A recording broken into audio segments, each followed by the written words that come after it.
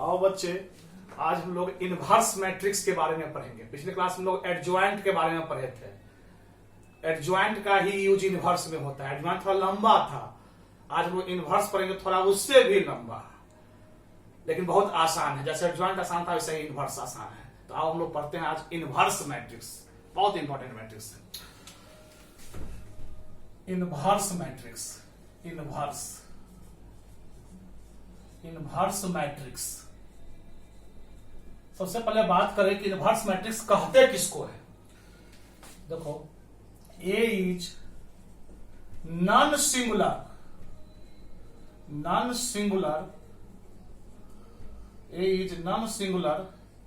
Square matrix.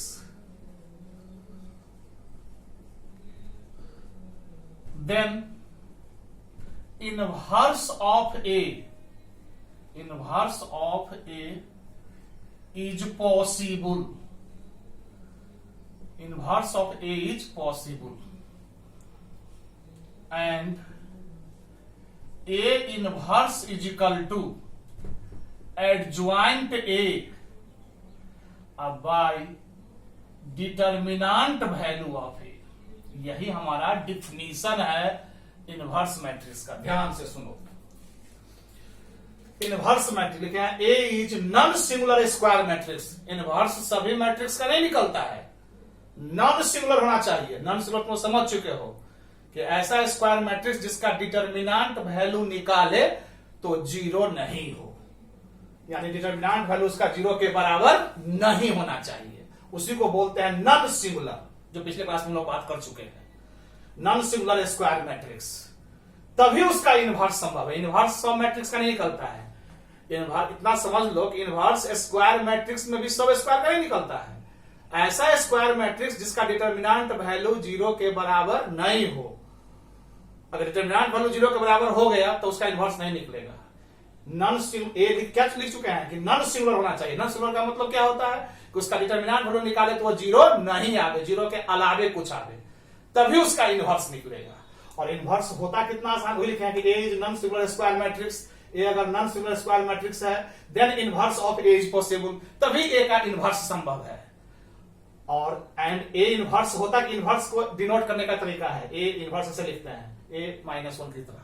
तो and A inverse is equal to होता क्या है, तो एडजॉइंट ए बटे डिटर्मिनेंट वैल्यू ऑफ ए, यानी उस मैट्रिक्स का पहले एडजॉइंट निकालना पड़ेगा और एडजॉइंट में डिटर्मिनेंट वैल्यू से भाग दे दोगे तब जो मैट्रिक्स प्राप्त होता है वही उस मैट्रिक्स का इनवर्स मैट्रिक्स कहलाता है। यानी एडजॉइंट से भी कुछ आगे काम करना है तुमको। तो क्लियर हो चुका, यानी पहले एडजॉइंट निकालो उसका और उसमें डिटर्मिनेंट वैल्यू से उस मैट्रिक्स में क्या करो, भाग दे दो एडजॉइंट ए में, तब जो मैट्रिक्स प्राप्त होगा वही उस मैट्रिक्स का इनवर्स मैट्रिक्स कहलाता है। अब एक एग्जांपल देकर हम तुमको और अच्छा से क्लियर कर देते हैं। जैसे ध्यान से देखना, एक एग्जांपल देता हूं। इफ, इस डिफिनेशन को हम मिटा देते हैं क्योंकि लंबा काम है, इसलिए एग्जांपल स्पेशली लिख रहे हैं। क्लियर, उसको मिटा दे रहा हूं।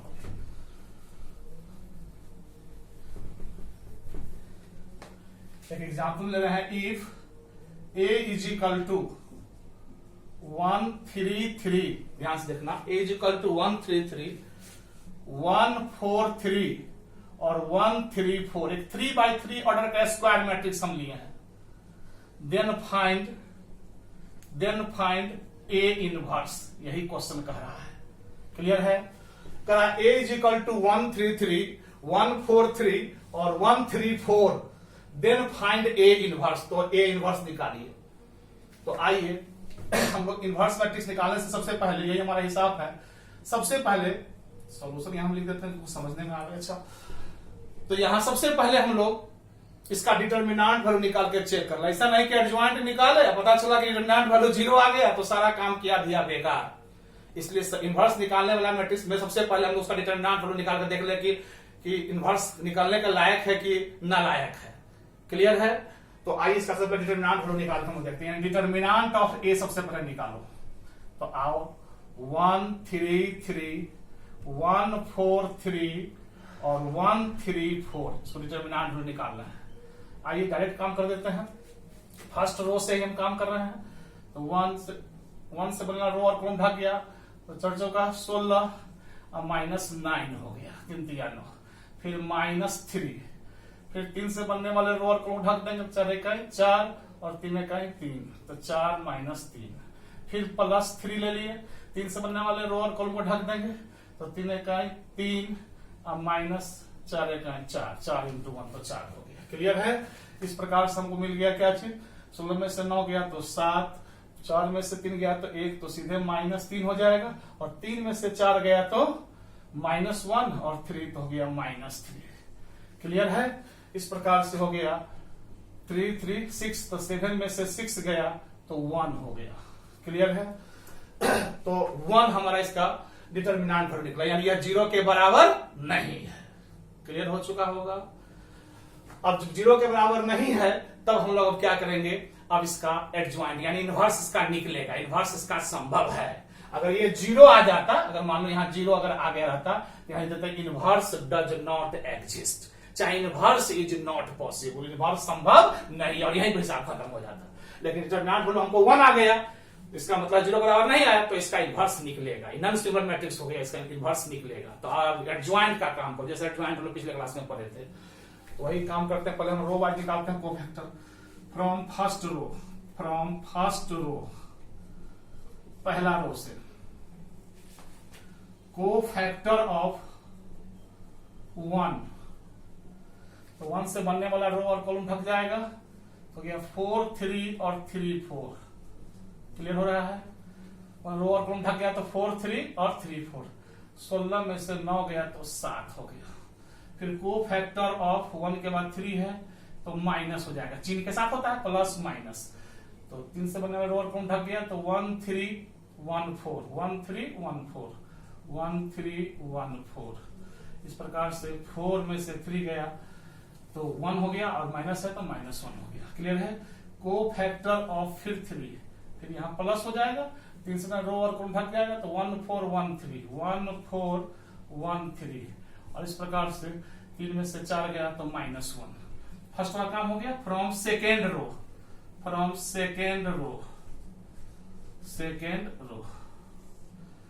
को फैक्टर ऑफ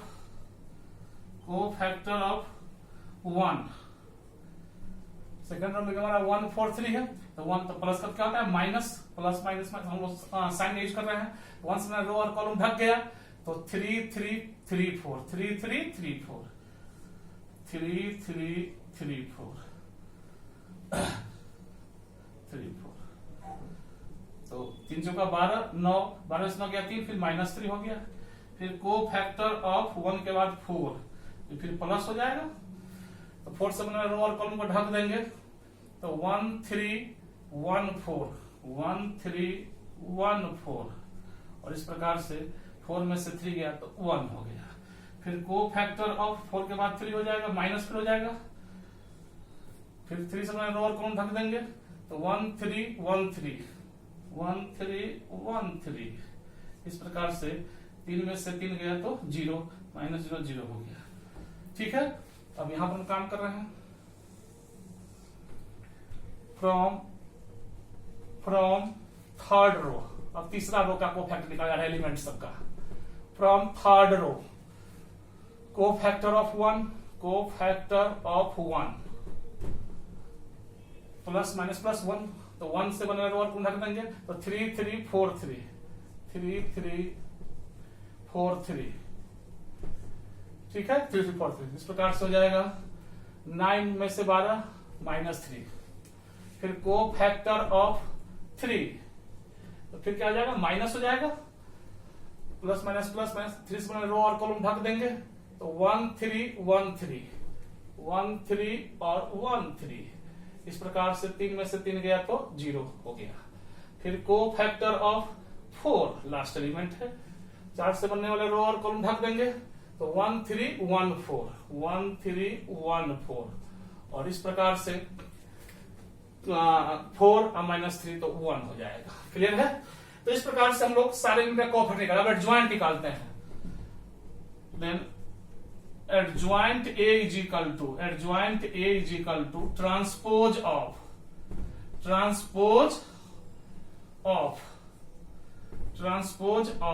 कोफैक्टर्स जो मैट्रिक्स बनेगा, तो कोफैक्टर क्या हो जाएगा 7 -1 -1, 7 -1 -1, ये हो गया -3 1 0, तो -3 1 और 0, -3 1 0, फिर -3 0 और 1, ठीक है।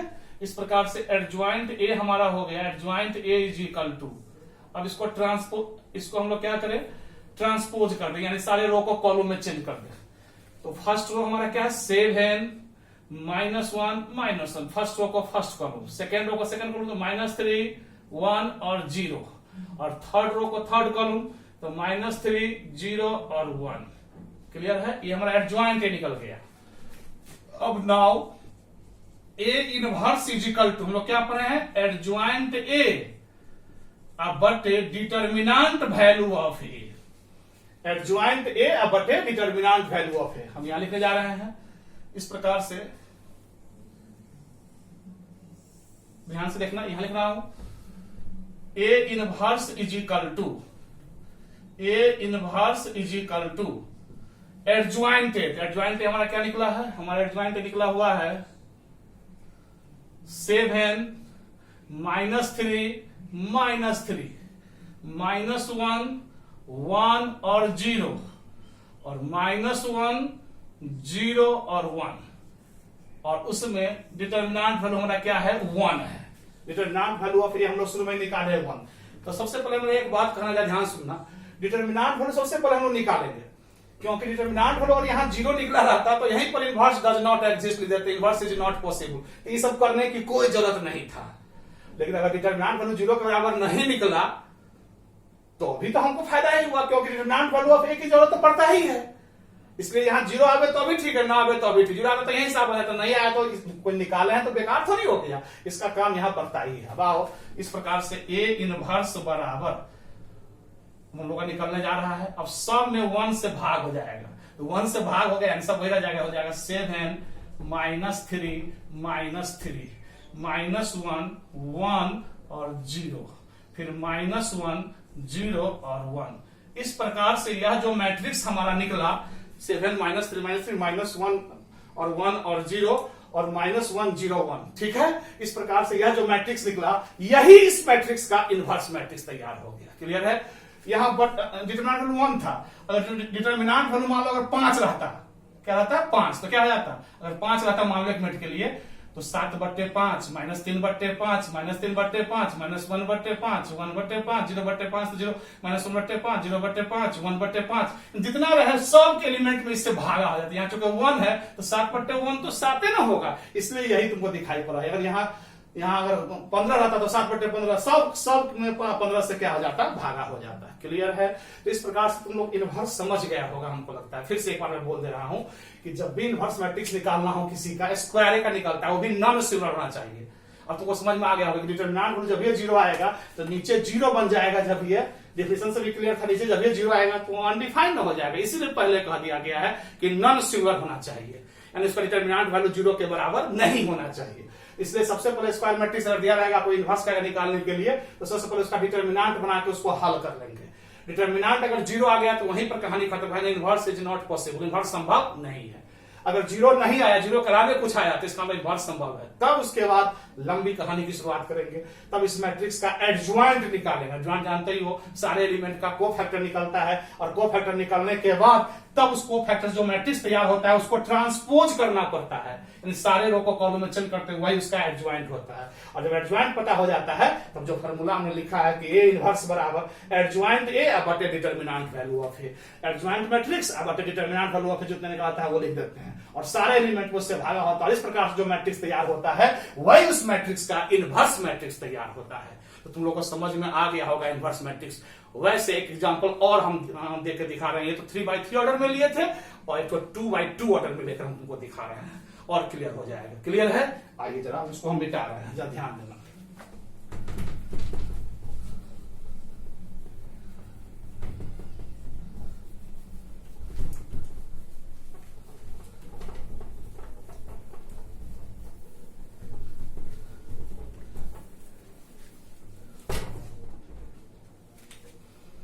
जैसे एक एग्जांपल है, if A is equal to 1 2 3 4, then find A inverse.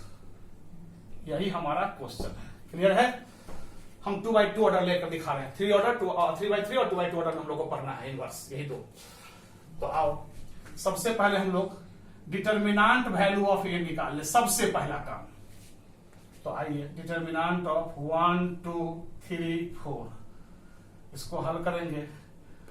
तो 4 3 दूना 6, 4 में 6 गया तो -2 हमको निकल गया। क्लियर है? अब आइए, जीरो तो नहीं ना आया जी। अगर जीरो आता तो inverse is not possible. Inverse is not possible अगर जीरो आता तो। क्लियर है? यहां जीरो हम लोग को नहीं आया तो इसका -2 आया, इसका तो ये नॉन सिंगुलर है, यानी इसका इनवर्स निकलेगा। अब आइए, अब इसका हम लोग एडज्वाइंट अब निकालते हैं। क्लियर है? तो आओ हम लोग फर्स्ट रो से काम कर रहे हैं। सबसे पहले फ्रॉम फर्स्ट रो को फैक्टर निकालना पड़ेगा सबका। फर्स्ट रो सेकेंड ऑर्डर में प्रोसाइन क्लियर है, फिर एक बार लिख देता हूं, plus minus plus minus plus. Clear है? ऐसे साइन होता है तो ना अल्टरनेट बनेगा, प्लस माइनस माइनस प्लस। तो फ्रॉम फर्स्ट रो आओ, कोफैक्टर ऑफ 1, तो 1 का कोफ 1 से ढक जाएगा तो क्या दिखाई दे रहा है? 4। बहुत हल्का होता है 2x2 order. Cofactor of 2, sign minus हो जाएगा, प्लस माइनस, दूसरे बनेगा रो और कॉलम ढक जाएगा तो 3। डिटर्मिनेंट की तरह काम करते हैं। क्लियर है? इसके बाद फ्रॉम सेकेंड रो, अब दूसरे रो में आओ, कोफैक्टर ऑफ 3, फिर माइनस जाएगा क्योंकि प्लस माइनस माइनस होता है, 3 से रो और कॉलम ढक जाएगा तो दिखाई पड़ रहा है 2। क्लियर है? और कोफैक्टर ऑफ 4 से बनेगा रो और कॉलम ढक जाएगा तो 1 दिखाई पड़ रहा है। क्लियर है? तो इस प्रकार से हम लोग कोफैक्टर निकाल लिया सबका। अब एडज्वाइंट निकालो। Then adjoint A is equal to, हम लोग पढ़े हैं ट्रांसपोज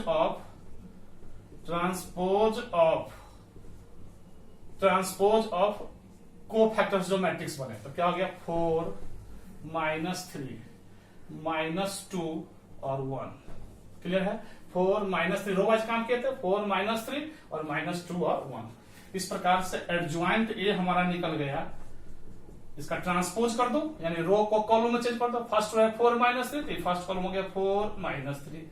सेकेंड रो है -2 -1 तो सेकेंड कॉलम हो गया -2 और 1। इस प्रकार से एडज्वाइंट निकल गया। जब एडज्वाइंट मालूम हो गया तो हम लोग इनवर्स निकाल जा रहे हैं ऐसे। Now A inverse is equal to, पढ़े हम लोग definition, adjoint A but determinant value of A. A inverse is equal to adjoint A by determinant value of A. Clear है? और इस प्रकार से एडज्वाइंट ए हम लोग निकाले हैं 4 -2 -3 1 by determinant value of A. Determinant value of A हम लोग निकाले थे पहले ही -2। इस प्रकार से ध्यान से देखना, इस प्रकार से हम लोग का इनवर्स निकल जा रहा है। A inverse is equal to अब -2 से सब में भाग हो जाएगा तो 4 में -2 से भाग देंगे तो -2 -2 में -2 से भाग देंगे तो +1 -3 -2 से तो सीधे 3/2 माइनस कैंसिल हो जाएगा, आ जाएगा -1/2। क्लियर है? इस प्रकार से जो मैट्रिक्स हमारा तैयार हुआ वही इस मैट्रिक्स का इनवर्स मैट्रिक्स तैयार हो गया। तो क्लियर है? तो यही है हमारा इनवर्स मैट्रिक्स। मैं एक बार फिर बोलूंगा, इनवर्स सिर्फ नॉन सिंगुलर का निकालता है। जब भी कोई इनवर्स मैट्रिक्स निकालने के लिए कहे तो सबसे पहले उसका डिटर्मिनांट वैल्यू निकाल के हम लोग चेक कर लेंगे। डिटर्मिनांट वैल्यू 0 नहीं होना चाहिए। समझ में आया? तभी उसका इनवर्स निकलेगा। 0 आ गया डिटर्मिनांट वैल्यू तो inverse does not exist, inverse is not possible. और 0 के अलावे कुछ आया तब उसका मतलब उसका इनवर्स निकलेगा और तब उसका कोफैक्टर निकालेंगे, फिर ट्रांसपोज करेंगे कोफैक्टर से मैट्रिक्स जो बनेगा तो एडज्वाइंट मैट्रिक्स निकलेगा और एडज्वाइंट को डिटर्मिनेंट वैल्यू से उसको क्या करेंगे? भाग दे देंगे, तब हम लोग को इनवर्स प्राप्त हो जाता है। तो यहां तक तो समझने में किसी को दिक्कत नहीं। तो अभी तक कहानी चल रहा है, आज इनवर्स की कहानी चल रहा है। इनवर्स एक बहुत सुंदर मैट्रिक्स था, इसको स्पेशली हम रखे हैं। अब तुम लोग इनवर्स पर काफी प्रॉब्लम है, उसको बना लेना, प्रॉब्लम में भेज दूंगा, सब प्रॉब्लम से तुम लोग बढ़िया से हल कर लेना। और इस प्रकार से हम लोगों का इनवर्स मैट्रिक्स खत्म हो गया। अब अगले क्लास में फिर हम एक इंपॉर्टेंट टॉपिक उठाएंगे। अब अगले क्लास में तुम लोग को बताऊंगा, पहले प्रॉब्लम बना लेना, उसके बाद अगले क्लास जो होगा उसमें मैं बताऊंगा कि solving the system of linear equations by method of matrix. Matrix के विधि से लीनियर इक्वेशन को कैसे हल किया जाता है, अगला क्लास होगा, वही बहुत इंपॉर्टेंट होगा। यानी लीनियर इक्वेशन को मैट्रिक्स के विधि से कैसे हल करते हैं, वही हम अगले क्लास में डिस्कशन करेंगे। ठीक है, यहां तक सब यानी समझ चुके हो। मेन थ्योरी है, थ्योरी समझ गया, समझो सारा प्रॉब्लम बन गया। क्योंकि एकदम इसी टाइप का तुमको प्रॉब्लम पूछेगा क्या, मैट्रिक्स दिया रहेगा, यही काम करना, या तो 2x2 में रहेगा या 3x3 में रहेगा। इसलिए मैं दोनों एग्जांपल देकर तुमको क्लियर कर दिया हूं, इसलिए कहीं कोई तुमको दिक्कत नहीं होगा। बहुत सभी बच्चों को बहुत बहुत प्यार और thank you for your patience. इतना ही।